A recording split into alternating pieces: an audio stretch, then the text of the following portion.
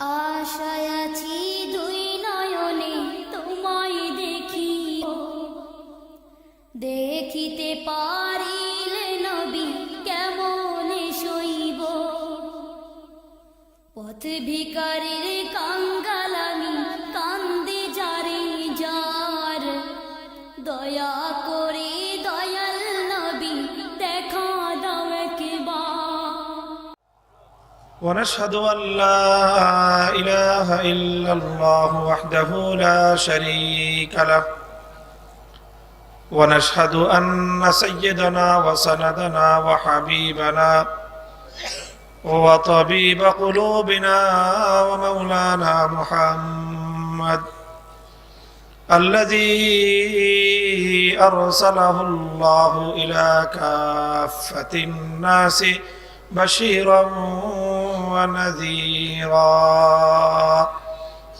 وداعيا إلى الله بإذنه وسراجا منيرا. أما بعد فأعوذ بالله من الشيطان الرجيم. بسم الله الرحمن الرحيم.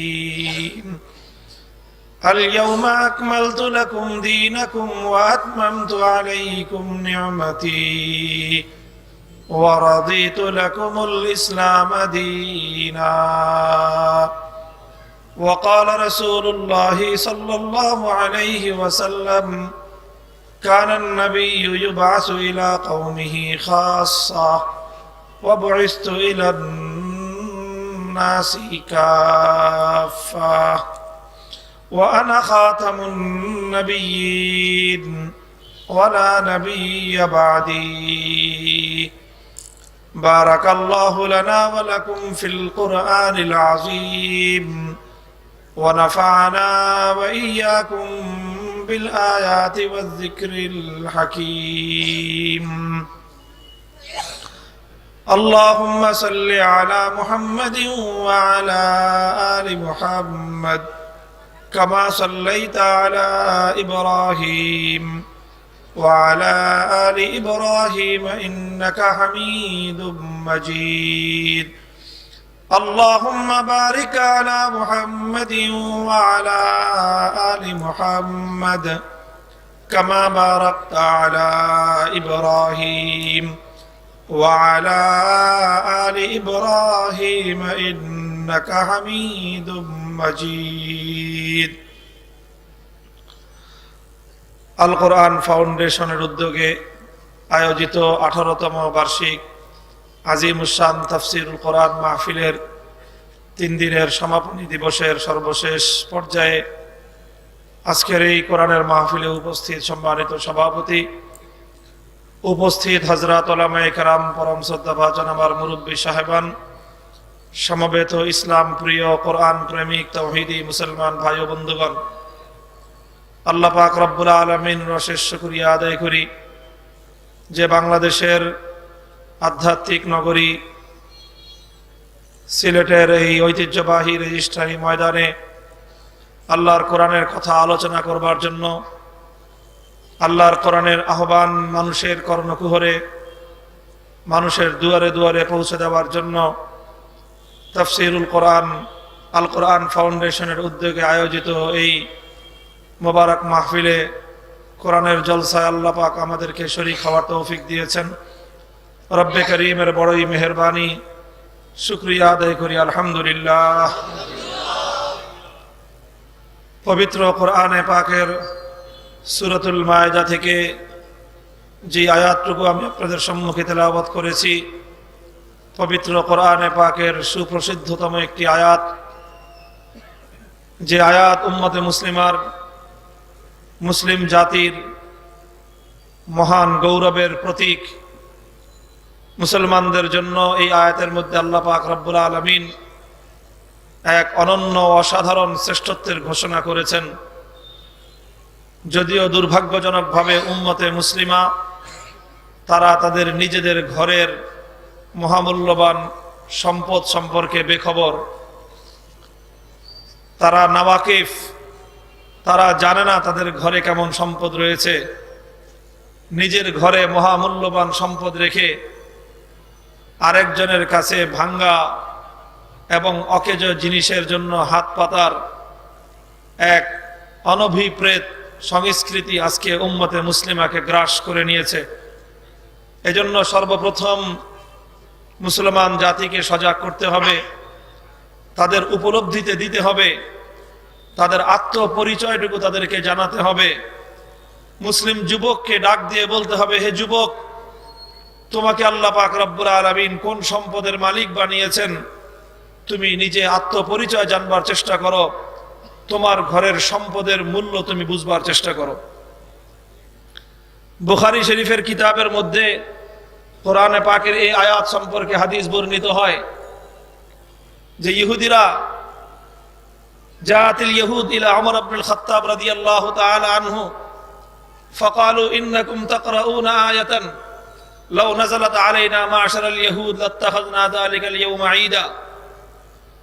হে খলিফা, তোমরা মুসলিম জাতি আল্লাহর কোরআনের মধ্যে এমন একটি আয়াত তেলাওয়াত করো, সেই আয়াতটি যদি তোমাদের ধর্মগ্রন্থ কোরআনে নাজিল না হয়ে আমাদের ইহুদিদের ধর্মগ্রন্থ তাওরাত কিতাবের মধ্যে আল্লাহ পাক নাজিল করতেন, তাহলে আমরা নিজেদেরকে এতটাই ধন্য মনে করতাম, আমরা নিজেরা এতটাই আনন্দে উদ্বেলিত হতাম যে সেই আয়াত নাজিল হওয়ার দিবসটিকে আমরা আমাদের ইহুদি ধর্মাবলম্বীদের মধ্যে জাতীয় উৎসবের দিবস হিসেবে আমরা উদযাপন করতাম।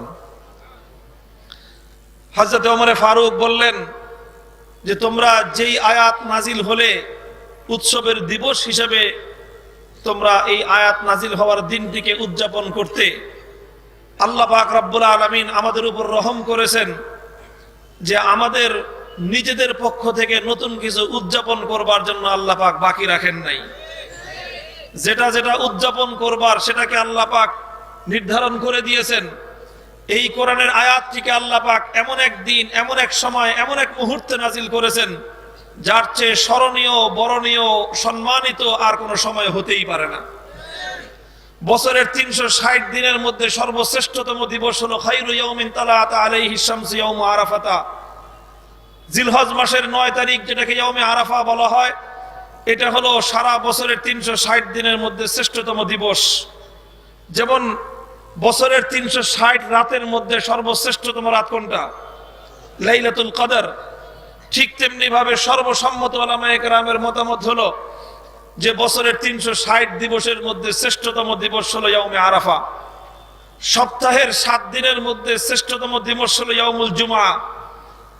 তো কোনদিন যদি ইয়াউমে আরাফা এবং ইয়াউমে জুমআ একত্রিত হয়ে যায় তাহলে সেটি হয় সোনায় সোহাগা, সেটি হয় ইতিহাসের মধ্যে এক অনন্য, অনুকরণীয় এবং অনন্য একটি সুন্দর শ্রেষ্ঠতম একটি দিবস, যেটি ইতিহাসের বাঁকে বাঁকে কখনো কখনো হয়, কখনো কখনো হয় শত বছর অপেক্ষা করলে 1-2 বার এমন হয় যে সেটি বছরের 360 দিনের শ্রেষ্ঠ দিন আরাফার দিন, সেটি আবার জুমার দিন একত্রিত হয়ে যায়।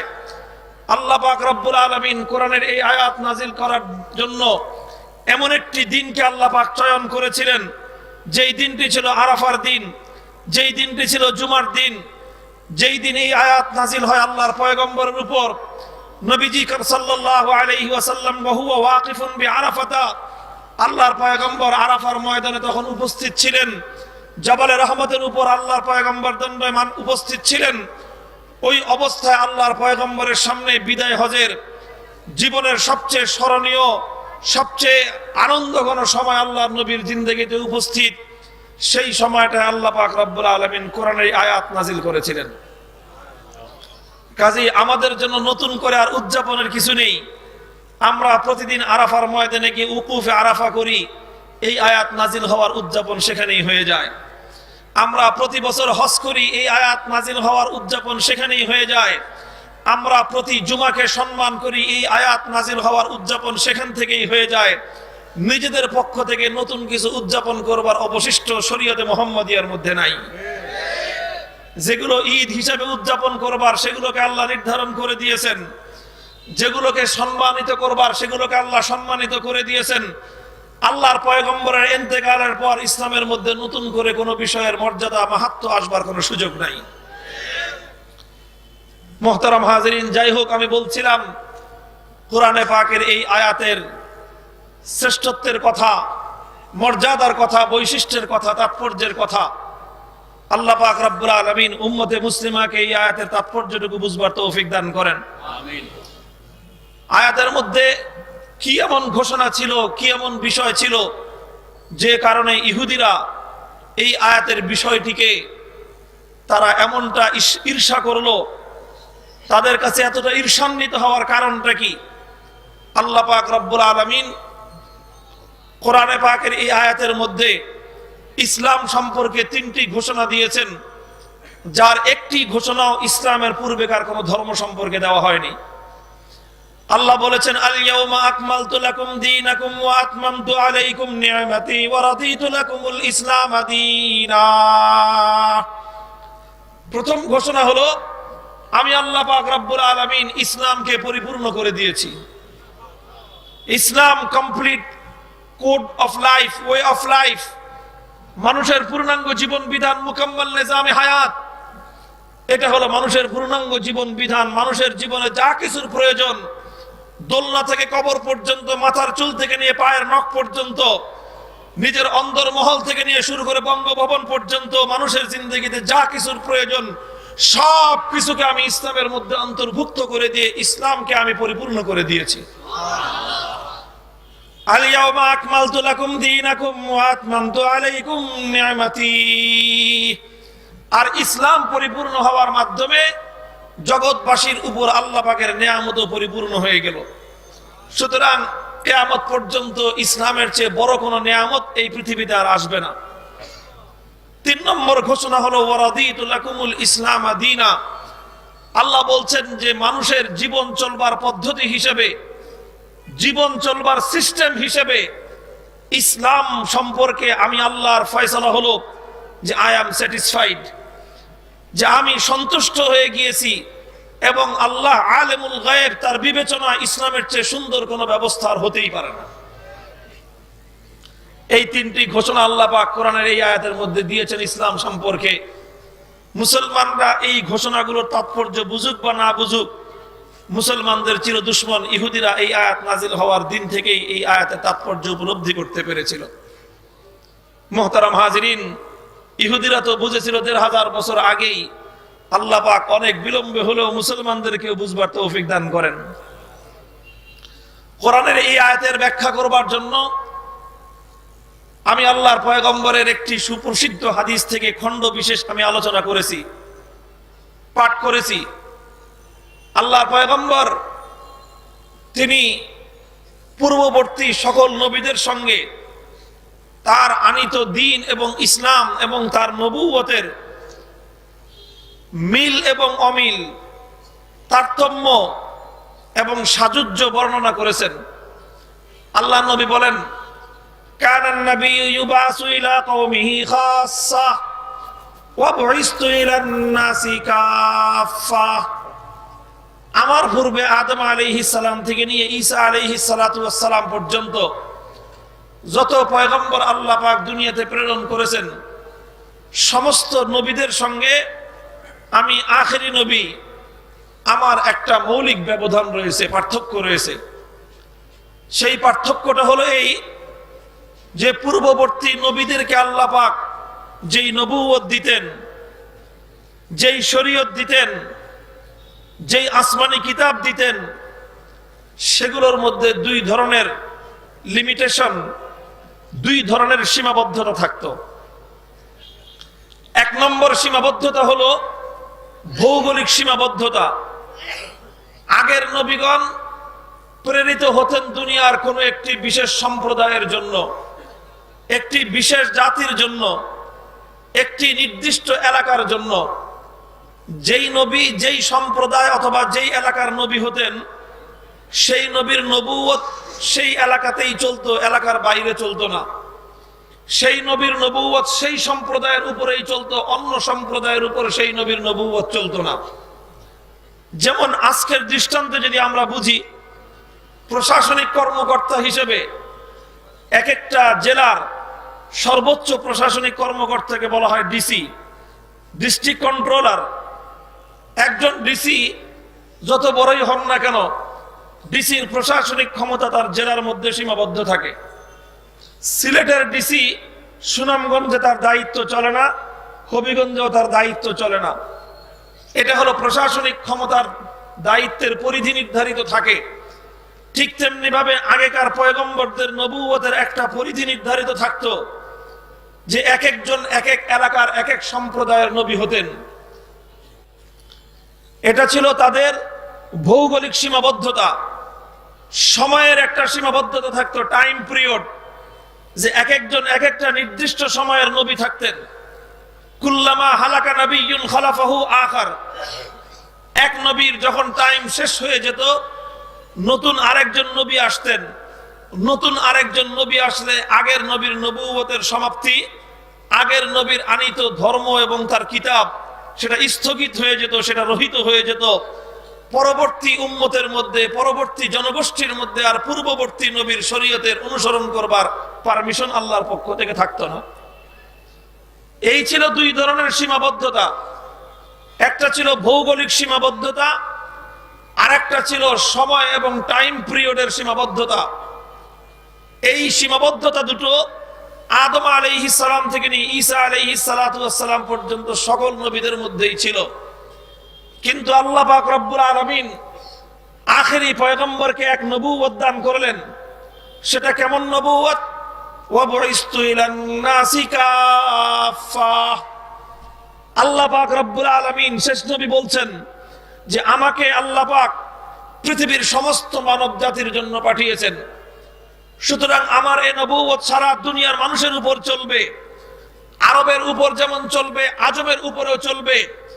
আমি যেমন এশিয়ার নবী, ইউরোপেরও নবী, আমি যেমন অস্ট্রেলিয়ার নবী, আমেরিকারও নবী, পৃথিবীর উত্তর থেকে দক্ষিণ, পূর্ব থেকে পশ্চিম প্রান্ত পর্যন্ত সারা পৃথিবীর মানুষের উপর আমার নবুয়ত চলবে। মানুষের উপর শুধু পৃথিবীতেই নয়, মানুষ যদি এই পৃথিবী নামক গ্রহকে অতিক্রম করে চাঁদে চলে যায় সেখানেও আমার নবুয়ত চলবে। মানুষ যদি মঙ্গল গ্রহে চলে যায় সেখানেও আখেরি পয়গম্বরের নবুয়ত চলবে। আল্লাহ বলে দিয়েছেন ওয়ামা আরসালনাকা ইল্লা রাহমাতাল লিল আলামিন, ওগো আমার পয়গম্বর আমি আপনাকে জগৎ সমূহের রহমত করে পাঠিয়েছি। সুতরাং আপনার নবুয়ত চলবে কত দূর? আমি যেমন রব্বুল আলামিন, সমস্ত জগৎ সমূহের আমি রব, আর সমস্ত জগৎ সমূহের জন্য আপনি রহমত। সুতরাং যতদূর পর্যন্ত আমি আল্লাহর রুবুবিয়্যত চলবে ততদূর পর্যন্ত আপনার পয়গম্বরের নবুয়ত চলবে। মুহতারাম হাজিরিন,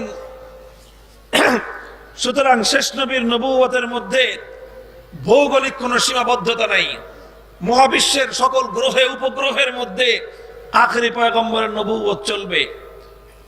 কতদিন পর্যন্ত চলবে? আল্লাহর নবী বলে দিয়েছেন ওয়া আনা খাতামুন নাবিয়্যিন ওয়া লা নাবিয়্যা বাদি। আগের নবীরা নবুয়ত পেতেন, আরেক নবী চলে আসলে আগের নবীর নবুয়ত ক্যান্সেল হয়ে যেত। আমি এমন এক নবুয়ত নিয়ে দুনিয়াতে, পয়গম্বরের নবুয়ত খতম হবে না। ইসরাফিল আলাইহিস সালাম দ্বিতীয়বার জিন্দা হবেন, আবার সিংহায় ফুৎকার করবেন, সমস্ত মানুষ আবার কবর থেকে উঠবে, হাসরের ময়দানের দিকে চলতে আরম্ভ করবে। সমস্ত মানুষ হাসরের ময়দানে জমায়েত হবে, মিজান কায়েম করা হবে, মানুষের আমলনামা পরিমাপ করা হবে। ফারিকুন ফিল জান্নাতি ওয়া ফারিকুন ফিস সাইর, একদল জান্নাতে যাবে আরেক দল জাহান্নামে যাবে। ইমানদাররা অনন্তকাল জান্নাতে থাকবে, বেঈমানরা অনন্তকাল জাহান্নামে থাকবে। অনন্তকাল পর্যন্ত আখেরি পয়গম্বরের নবুয়ত চলতে থাকবে। মুহতারাম হাজিরিন, আখেরি পয়গম্বরের নবুয়তের এই হলো দুটি অনন্য বৈশিষ্ট্য, যে এখানে সময়ের কোনো সীমাবদ্ধতা নাই, এখানে স্থান কাল পাত্রের কোনো সীমাবদ্ধতা। এই আলোচনার মাধ্যমে আমার মূলত শানে রিসালাত আলোচনা করা উদ্দেশ্য নয়, আমার নবীর বৈশিষ্ট্য গুণগান আলোচনা করা আজকে আমার আলোচ্য বিষয় নয়। মুহতারাম হাজিরিন, আমাদের নবীকে তো আল্লাহ পাক রব্বুল আলামিন এমন শান দিয়েছেন, এমন মান দিয়েছেন, এমন ইজ্জত আর সম্মান দিয়েছেন, কিয়ামত পর্যন্ত তামাম পৃথিবীর সমস্ত মানুষ যদি আখেরি নবীর গুণগান গাইতে থাকি, আমাদের কণ্ঠগুলো একসময় রুদ্ধ হয়ে আসবে, আমাদের ভাষা শেষ হয়ে যাবে, লিখতে গেলে কলমের কালি ফুরিয়ে যাবে, পৃথিবীর সমস্ত খাতাগুলো ভরে যাবে, কিন্তু আখেরি নবীর গুণগান বলে শেষ করা যাবে না। আজকে আমি বলতে চাই ভিন্ন একটি কথা, সেটি হলো আল্লাহর নবীর, আখেরি নবীর নবুয়তের এই যে অনন্য বৈশিষ্ট্য, সেই বৈশিষ্ট্যের কারণে এর একটা ফলাফল, এর কারণে ইসলামের মধ্যে, শেষ নবীর আনিত ধর্ম ইসলামের মধ্যে একটা অনন্য বৈশিষ্ট্য তৈরি হয়েছে। আল্লাহ পাক একটা অনন্য বৈশিষ্ট্য এখানে দান করেছেন। সেই বৈশিষ্ট্যটা আজকে মুসলমানের সন্তান হিসেবে, মুসলমান হিসেবে আমার এবং আপনার বোঝা নেহায়াতি জরুরি। ইসলামের সেই অনন্য বৈশিষ্ট্যটাই শুধু আমি আপনাদের সামনে তুলে ধরতে চাই। আলোচনা অনেক দীর্ঘ, কিন্তু আমার চেষ্টা থাকবে দীর্ঘ আলোচনাকে যতটা সম্ভব সংক্ষিপ্ত আকারে আপনাদের সামনে তুলে ধরা যায়। সম্মানিত বিজ্ঞ শ্রোতা মণ্ডলীর কাছে অনুরোধ থাকবে, দিলে দিলে একটু দোয়া করবেন আমার জন্য। আল্লাহ পাক রব্বুল আলামিন যেন আমাকে হকের কথাগুলো সুন্দরভাবে বলবার তৌফিক দান করেন, আর আমাদের সকলকে যেন ইসলামের এই অনন্য বৈশিষ্ট্যের কথাটা উপলব্ধি করবার তৌফিক দান করেন। তাহলে আমি যা কিছু বললাম এতক্ষণ পর্যন্ত, এর মাধ্যমে ইসলামের একটি অনন্য বৈশিষ্ট্য সামনে চলে আসলো, যে বৈশিষ্ট্য ইসলামের আগে ঈসা নবীর ধর্ম খ্রিস্ট ধর্মের মধ্যে ছিল না, যে বৈশিষ্ট্য আখেরি নবীর আগে মুসা নবীর ধর্ম ইহুদি ধর্মের মধ্যে ছিল না, যে বৈশিষ্ট্য দাউদ আলাইহিস সালামের কিতাব জবুরের মধ্যে ছিল না, যে বৈশিষ্ট্য ইব্রাহিম খলিলুল্লাহ আলাইহিস সালামের ধর্মের মধ্যে ছিল না, যে বৈশিষ্ট্য আদম আলাইহিস সালাম থেকে নিয়ে ঈসা নবী পর্যন্ত কোন নবীর ধর্মের মধ্যে ছিল না, এমন একটি অনন্য বৈশিষ্ট্য আল্লাহ পাক দান করেছেন শেষ নবীর আনিত ধর্ম ইসলামের মধ্যে। সেটি হলো কি, যে আগের নবীদের ধর্ম, আগের নবীদের আনিত নবুয়ত এবং শরীয়ত একটা এলাকায় চলতো, সেই এলাকার বাইরে চলতো না, একটা সময় পর্যন্ত চলতো, সময় শেষ, সেই নবীর নবুয়ত এবং সেই নবীর ধর্ম রহিত এবং বাতিল বলে গণ্য হতো। আর আখেরি নবীর নবুয়ত চলছে তো চলবেই, চলছে তো চলবে। কতদিন চলবে?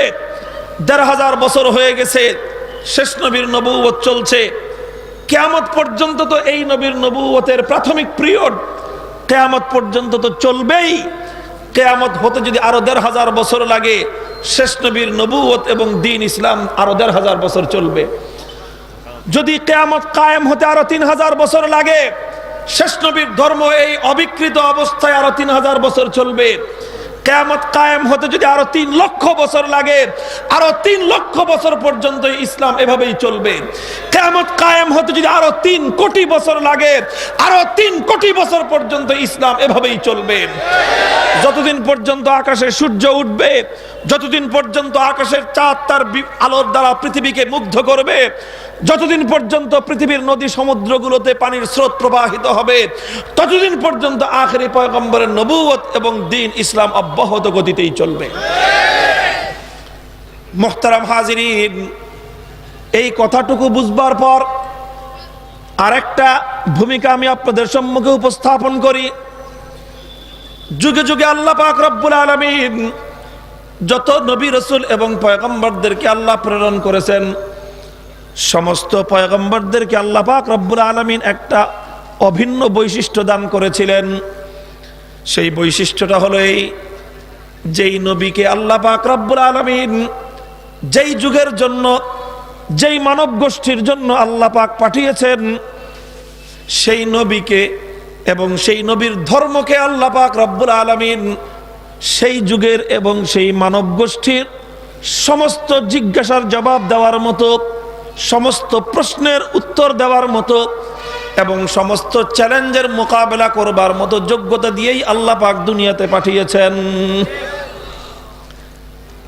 আল্লাহ পাক কোন নবীকে এমন ভাবে পাঠাননি যে নবী দুনিয়ার কোন মানুষের কোন প্রশ্নের জবাবে লাজবাব হয়ে যাবেন, এমন কোন নবীকে আল্লাহ দুনিয়াতে পাঠান নাই।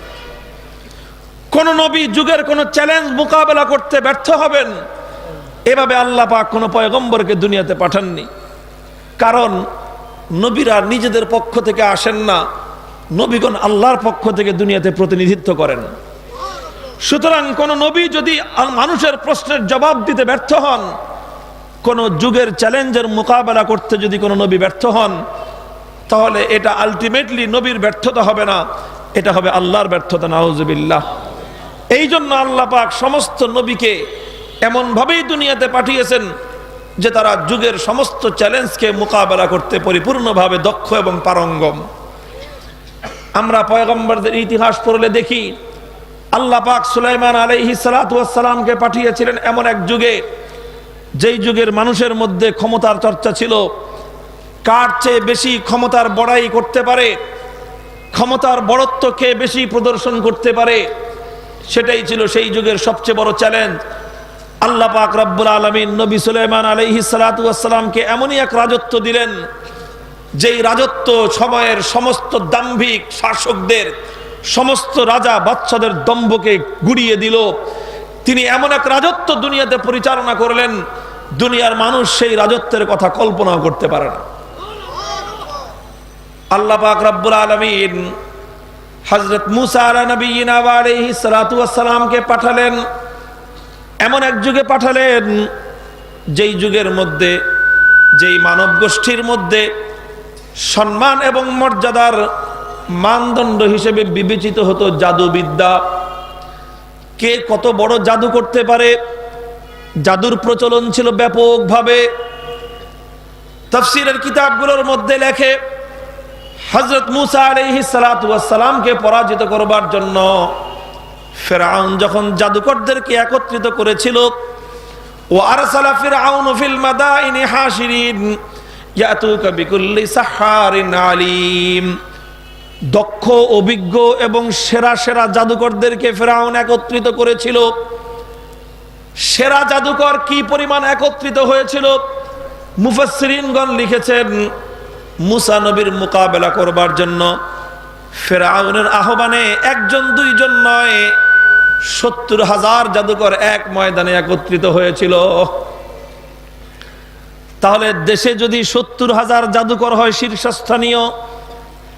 শীর্ষস্থানীয় জাদুকরদের সংখ্যা যদি হয় ৭০,০০০, তাহলে মাঝারি পর্যায়ের জাদুকর কি পরিমাণ, পাতি জাদুকর তাহলে কি পরিমাণ, ঘরে ঘরে ছোট ছোট জাদুকর তাহলে কি পরিমাণ ছিল। এবার কল্পনা করে দেখুন, ঘরে ঘরে জাদুকর, রাস্তার মোড়ে মোড়ে জাদুর মজমা, বাচ্চাদের মুখে মুখে জাদুর মন্তর, সুমন্তর সুকালুকিত্তর্গু। শুনছেন জাদুর মন্ত্র? এটা আমরা ছোটকালে বলতাম, বাচ্চারা এই জাদুর মন্ত্র বলে এটাকে। তো সেই যুগের বাচ্চাদের মুখে মুখে ছিল জাদুর মন্ত্র। গোটা দেশ জাদুর প্রচলন দিয়ে ভরে গিয়েছিল, মানুষের মধ্যে জাদুর বিশাল প্রভাব ছিল। আল্লাহ পাক রব্বুল আলামিন মুসা আলাইহিস সালাতু ওয়াস সালামকে এমন এক মুজিজা দিলেন, হাতের লাঠি বিশাল অজগর সাপের আকৃতি ধারণ করে। জাদুকরদের বানানো ৭০,০০০ জাদুকরের বানানো ১,৪০,০০০ কৃত্রিম এবং ভুয়া সাপ এক মুহূর্তের মধ্যে মুসা আলাইহিস সালাতু ওয়াস সালামের অজগর সাপ গিলে খেয়ে হজম করে ফেললো। ওয়া উলকিয়াস সাহারাতু সাজিদিন ক্বালু আমান্না বিরাব্বিল আলামিন রাব্বি মুসা ওয়া হারুন। ৭০,০০০ জাদুকর